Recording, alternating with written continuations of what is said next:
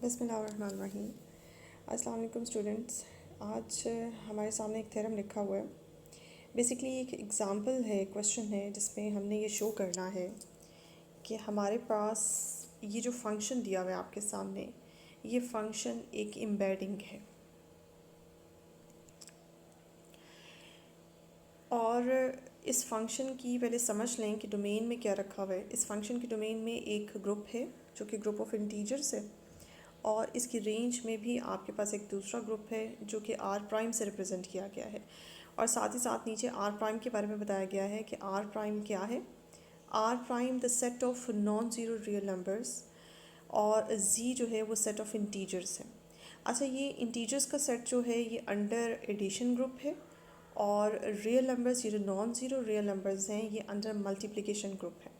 यानी कि डोमेन में हमारे पास इस फंक्शन की एक ग्रुप अंडर एडिशन है और रेंज का ग्रुप जो है वो अंडर मल्टीप्लिकेशन है। हमने ये शो करना है कि ये जो फंक्शन इस वक्त आपको दिया जा रहा है ये एम्बेडिंग है और साथ ही साथ आपको ये भी शो करना है कि ये ओनली वन, इस तरह की एक सिर्फ एक एम्बेडिंग एग्जिस्ट करती है। इससे ज़्यादा एम्बेडिंग्स आपके पास एग्जिस्ट नहीं करती कि जिसकी डोमेन में सी हो, रेंज में आपके पास आर प्राइम हो और उसका बिहेवियर इस तरह का हो। ये जो है ये फंक्शन का बिहेवियर दिया गया है फॉर फंक्शन का। इसमें आप देख सकते हैं कि इसमें बताया गया है कि ये जो फंक्शन है ये जब वन पे अप्लाई होता है तो आपके पास आंसर जो है वो आर आता है। आर का मतलब है यहाँ पे आर जो है वो आपके पास कोई भी रियल नंबर है, नॉन ज़ीरो रियल नंबर आता है। यानी कि अगर आप कोई एक non zero real number fix कर लें, क्योंकि ज़ाहिर आप जी से आर प्राइम से रियल नंबर्स ले रहे हैं और ये रियल नंबर्स जो हैं आपके नॉन ज़ीरो हैं सारे के सारे। जो एफ़ का सबस्क्रिप्ट जो है वो नॉन ज़ीरो जाएगा। जब ये वन पे अप्लाई होता है तो आंसर में आपके पास वही नॉन ज़ीरो रियल नंबर वापस आ जाता है। तो ये ख़ास किस्म का एक बिहेवियर इस फंक्शन का बताया गया है। इस बिहेवियर का एक ही फंक्शन यहाँ पे हमें शो करना है कि एग्जिस्ट करता है और वो एफ आर है और ये एम्बेडिंग है। एम्बेडिंग के बारे में आपको थोड़ा सा बताती चलूँ कि एम्बेडिंग इससे पहले चूँकि हमने होमोमॉर्फिज्म पढ़ी है, होमोमॉर्फिज्म का टॉपिक चल रहा है, तो एम्बेडिंग क्या होती है। एम्बेडिंग भी होमोमॉर्फिज्म की फॉर्म में होती है। आपने बस ये शो करना है कि एम्बेडिंग जो है वो एक वन वन होमोमॉर्फिज्म को कहा जाता है। ठीक है, एम्बेडिंग में और वन वन होमोमॉर्फिज्म यानी कि मोनोमॉर्फिज्म में थोड़ा सा फ़र्क है। अब बस आप ये याद रखिएगा कि एम्बेडिंग भी मोनोमॉर्फिज्म ही जनरली अगर आप देखें, ओवरऑल देखें तो एम्बेडिंग और मोनोमॉर्फिज्म में कोई फ़र्क नहीं है। मोनोमॉर्फिज्म भी वन वन होमोमॉर्फिज्म होती है और एम्बेडिंग भी हमारे पास वन वन होमोमॉर्फिज्म होती है। फ़र्क आता है सिर्फ स्ट्रक्चर के पॉइंट ऑफ व्यू से कि अगर हमारे पास कोई भी फंक्शन एम्बेडिंग बनता है तो उसमें ज़रूरी नहीं है कि वो स्ट्रक्चर प्रिजर्विंग मैपिंग हो। लेकिन जब हम बात करते हैं मोनोमॉर्फिज्म की तो उसमें स्ट्रक्चर प्रिजर्विंग मैपिंग आपके पास होना ज़रूरी है। इसकी ज़्यादा डिटेल में नहीं जाते बिकॉज हमें यहाँ पे सिर्फ एक आर्टिफिशली मतलब सुपरफिशली जो है हमें इस फंक्शन को एम्बेडिंग शो करना है। हमें ज़्यादा डेप्थ में जाने की ज़रूरत नहीं है। ये बस आपको ये पता होना चाहिए कि एम्बेडिंग और मोनोमॉर्फिज्म जो है वो सुपरफिशली एक जैसी ही होती है। तो अब चलते हैं, देखते हैं कि किस तरह से हम इस फंक्शन को एम्बेडिंग शो करते हैं और इसकी यूनिकनेस भी शो करते हैं कि इस जैसा कोई और फंक्शन एग्जिस्ट नहीं कर सकता। जी, इसके प्रूफ में सबसे पहले देखिए कि हमने क्या किया है कि जनरली बेसिकली आपको सिर्फ ये बताया गया था, देखिए आपको सिर्फ ये बताया गया था कि जब आप किसी भी real number, non zero real number की रिस्पेक्ट से जब आप कोई मैपिंग एफ आर डिफ़ाइन करते हैं तो उसका वन पे बिहेवियर आपको बताया गया था। डोमेन की सिर्फ एक एलिमेंट पे बिहेवियर बताया गया था। अब इस एलिमेंट को जनरल बिहेवियर जो था वो आपको एफ आर का बिल्कुल भी नहीं बताया गया था। तो इस बिहेवियर को देखते हुए हमने यहाँ पे जो जनरल बिहेवियर बनाया है अपनी गिवन मैपिंग का, तो आप यहाँ से देख सकते हैं।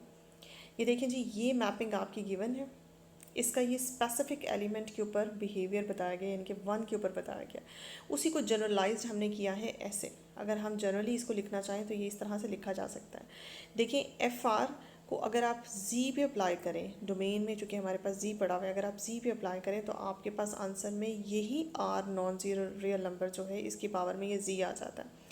अब ये जो हमने जनरल बिहेवियर बनाया इसको चेक करना है कि आया ये जनरल बिहेवियर इस स्पेसिफिक बिहेवियर के साथ कंसाइड करता है। ये देखें ये स्पेसिफिक बिहेवियर भी इस फॉर्म में लिखा जा सकता है कि FR1 उसने कहा है कि आपके बराबर होता है R के। इसी तरह से हम यहाँ लिख सकते हैं according to this FR1 is equals to R raise to the power this integer. R raise to power is it's mean to be this कि R रेज टू पावर 1, वही चीज़ आ गई FR1 is equals to R जैसे कि ऊपर है। ठीक है, तो आपको ये जो स्पेसिफिक बिहेवियर है इसी को मद्देनज़र रखते हुए मैंने यहाँ पे जनरल बिहेवियर जो है वो तरतीब दिया है। इसके बाद आपको क्या करना है, आपको शो करना है कि आपका ये फंक्शन जो है वो 1 1 फंक्शन है। 1 1 के लिए जैसे कि हम जानते हैं कि हमारे पास जो FR फंक्शन है उसको हमने डोमेन के दो डिफरेंट एलिमेंट्स पे अप्लाई किया। डोमेन से हमने दो एलिमेंट्स लिए, जैसे कि एक एलिमेंट हमने Z1 सेलेक्ट किया, एक एलिमेंट हमने Z2 सेलेक्ट किया डोमेन से, और उसके ऊपर आपने ये फंक्शन FR अप्लाई कर दिया। अब according to the general definition इसको कैसे ये अप्लाई होगा, ये R की पावर में इंटीजर दोनों तरफ चला जाएगा, R की पावर Z1 एंड R की पावर Z2। अब यहाँ से हमें पता चलता है कि R की पावर Z1 बराबर है R की पावर Z2 के, और फिर नेक्स्ट स्टेप में हम R की पावर Z2 को लेफ़्ट साइड पे ले गए, तो दोनों बेसिस सेम थी तो पावर्स जो है वापस में ऐड हो गई, लेकिन ये लेफ़्ट साइड पे जाके ये पावर जो है वो नेगेटिव हो जाएगी। उसके बाद आपके पास बनता है R raise to power Z1 minus Z2 is equals to 1। वहाँ से 1 को हम लिख सकते हैं R रेज़ टू पावर 0, वहाँ से Z1 is equals to Z2, Z1 minus Z2 is equals to 0 निकलता है, एंड फाइनली जो है वो हमारे पास बनता है Z1 is equals to Z2। जिससे पता चलता है कि हमारा फंक्शन जो है वो 1 1 है, बिकॉज फंक्शन के 1 1 होने के लिए क्या ज़रूरी होता है, फंक्शन के 1 1 होने के लिए ज़रूरी होता है कि आप डोमेन में से दो एलिमेंट्स लें और उन दोनों एलिमेंट्स पे फंक्शन अप्लाई करें, और अप्लाई करने के बाद लेट कर लें कि हमारा फंक्शन जो है इन दो एलिमेंट्स पे भी आंसर सेम देता है, और रिज़ल्ट ये होना चाहिए कि वो दोनों एलिमेंट्स जो आपने डोमेन से सेलेक्ट किए थे वो दोनों एलिमेंट्स भी आपके इक्वल आने चाहिए। तो ये इस चीज़ की गारंटी है कि आपका फंक्शन जो है 1 1 प्रूव हो गया। 1 1 के बाद अब आपको ये शो करना है कि आपका ये फंक्शन जो है वो होमोमॉर्फिज्म है। अगर ये होमोमॉर्फिज्म भी बन जाएगा तो फिर आपके पास ये ऑटोमेटिकली एम्बेडिंग बन जाएगी। नेक्स्ट है जी हमारे पास कि हमने इसको होमोमॉर्फिज्म प्रूफ करना है। होमोमॉर्फिज्म के लिए अगेन आपको डोमेन से जो है वो दो एलिमेंट्स सेलेक्ट करने पड़ेंगे।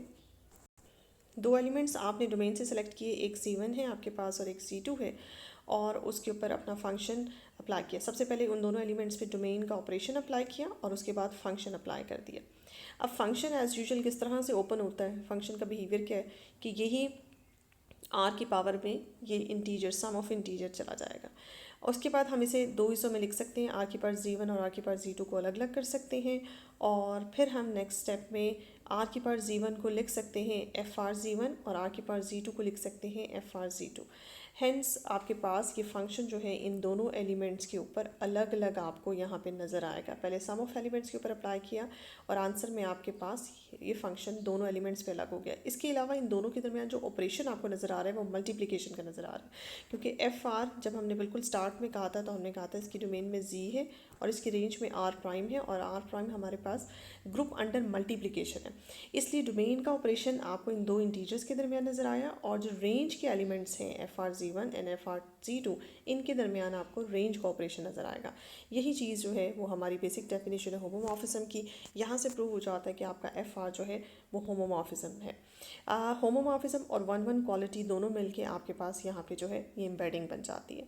अब सिर्फ आपने ये यूनिकनेस शो करनी है, आपने शो करना है कि FR एक यूनिक मैपिंग है जो इस तरह का बिहेवियर रखती है। ये देखिए, ये आपके पास FR जो है ये एक यूनिक मैपिंग है जो इस किस्म का बिहेवियर रखती है, इसके अलावा कोई और मैपिंग यहाँ पे एग्जिस्ट नहीं करती। तो अब हमने चलना है इसकी यूनिकनेस की तरफ। अब नेक्स्ट जो स्टेप हमारे पास आता है जी वो यूनिकनेस का आता है कि अगर हमने ये शो करना है कि Z हमारे पास एक मैपिंग है, F हमारे पास एक मैपिंग है जो कि यूनिक है। देखिए, यूनिकनेस को प्रूव करने के लिए जो है हम जो टेक्निक यहाँ पे इस्तेमाल कर रहे हैं वो टेक्निक है, यूनिकनेस को पहले हम चैलेंज करेंगे। ठीक है, यूनिकनेस को हम चैलेंज करेंगे, हम कहेंगे कि नहीं जी ऐसा नहीं हो सकता, ज़रूरी नहीं कि यहाँ पे यूनिक F मैपिंग एग्जिस्ट करे। सपोज़ करें कि एक और एम्बेडिंग भी आपके पास एग्जिस्ट करती है और उसका नाम है GR। थोड़ा क्लोज़अप करके दिखाऊँ, वो एम्बेडिंग हमने रखी है, उसका नाम GR, और वो भी बिल्कुल इसी तरह से Z से R प्राइम के ऊपर अप्लाई हो रही है, और उसका भी स्पेसिफिक बिहेवियर वही है जो आपके पास FR का स्पेसिफिक बिहेवियर है। अब हमने कैसे शो करना है, हम कहते हैं कि जी स्पेसिफिक बिहेवियर तो इसका मैच कर गया FR के साथ, लेकिन इसका हम जनरल बिहेवियर चेक करते हैं। अब जनरल बिहेवियर यहाँ हम इसको कैसे चेक करेंगे, हम एक जनरली एक एलिमेंट सेलेक्ट करेंगे जी में से, और जब आप जनरली एक एलिमेंट जी में से सेलेक्ट कर लेते हैं और उसके ऊपर फिर हम इस जी आर को अप्लाई करेंगे। देखिए आपने जो एक एलिमेंट सेलेक्ट किया, सपोज करें स्मॉल जी सेलेक्ट किया, स्मॉल जी का मतलब कुछ भी हो सकता है। अब इस जी को स्प्लिट किया जा सकता है इस तरह से, यानी कि वन को मैं जी टाइम्स अगर लिख लूँ, यहाँ पे मैंने एन टाइम्स बार बार लिखा हुआ है, सॉरी फॉर दैट, ये एन टाइम्स नहीं है, ये जी टाइम्स है, जी टाइम्स, जी टाइम्स, ठीक है जी। तो ये अगर आप जी टाइम्स इस वन को लिख लें तो आपके पास सम करके वापस आपके पास जी आता है। जब आप जी आर को अप्लाई करते हैं इस सम के ऊपर, तो जी आर को हमने चूँकि स्टार्ट में कहा है कि ये एम्बेडिंग है, तो एम्बेडिंग होमोमॉर्फिज्म होती है। होमोमॉर्फिज्म के रूल के अकॉर्डिंग आपका जी आर जो है इस हर वन के ऊपर अलग अलग अप्लाई हो जाएगा, और आंसर में जो ऑपरेशन आएगा वो आपके पास मल्टीप्लिकेशन का ऑपरेशन आएगा, ठीक है जी। उसके बाद आपके पास आंसर जो आपने स्पेसिफिक बिहेवियर जी आर का कंसिडर किया था, वो आपने कंसिडर किया था जी आर एट वन, क्योंकि वन पे हमें जी आर का बिहेवियर पता था।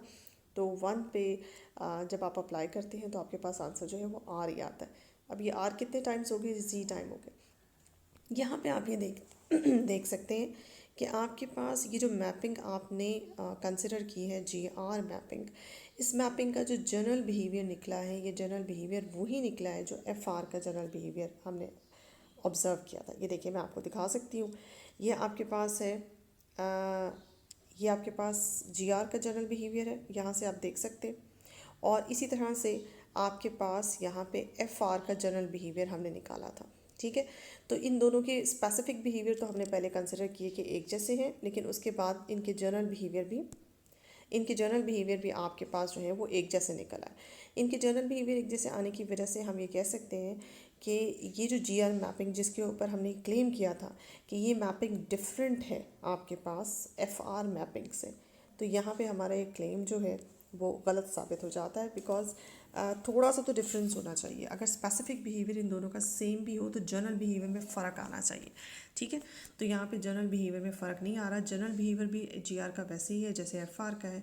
इसका मतलब ये हुआ कि आपका एफ आर और आपका जी आर सेम है, यानी कि हम अगर कोई भी यहाँ एम्बेडिंग एफ आर के से हट के कोई भी एम्बेडिंग इस स्पेसिफिक बिहेवियर के साथ एक्सेप्ट करते हैं तो फिर उस एम्बेडिंग में और एफ आर में कोई फ़र्क नहीं होता, जिससे ये पता चलता है कि एफ आर जो है वो यूनिक एम्बेडिंग है हमारे पास इस वक्त। तो हमने ये प्रूव कर लिया, हमें जैसे कि प्रूव करना था कि हमारे पास एफ आर जो है वो जी से आर प्राइम के ऊपर इस स्पेसिफिक बिहेवियर के साथ यूनिक एम्बेडिंग है, हेंस प्रूव्ड।